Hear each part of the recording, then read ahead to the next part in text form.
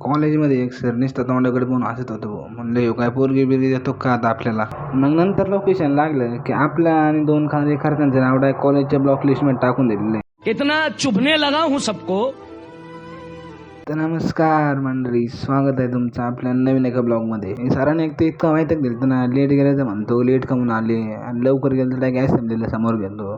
मन राष्ट्र कॉलेजमध्ये 4 तास टावळक्या आणल्यानंतर आलो होतं कटिंगच्या दुकानात, कारण की आपली दाढीला वाढली होती. म्हणजे चला दाढी करून घेऊ. एकतरी नवीन आलेली दाढी पण इतकी बोगस दिसते ना. 2 नंबर पेंडिंग असल्यामुळे आपल्याला अर्धा 1 तास टाइमपास करावं लागलं भाई.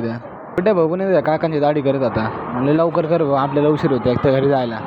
एकदम क्लीन शेव करून आपण रस्त्याला उभं राहिलो होतं. म्हणजे लवकर एखादी गाडी भेटावा, टपकन घरी जाता येईल.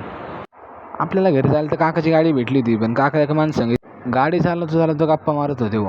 घरी जाऊन तब्बल 6 तास झोप आणल्यानंतर 4 वाजता आलो होतो गावात चक्करला. आपला भाटत आग कसुना पडला तो. म्हणलं इथं आपल्याला कापजा आणायचा आहे.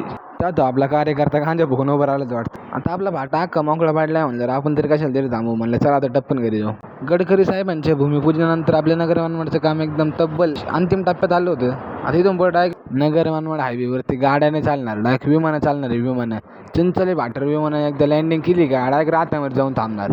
हायवेच्या ठेकेदाराला विचारलं का किती दिवस लागत आहे ना कामाला. क्या लगेगा? किती पण टाइम लागून जाऊ, फक्त विमान आहे ना चिंचोली भाट्यावर लँड करा म्हणजे झालं.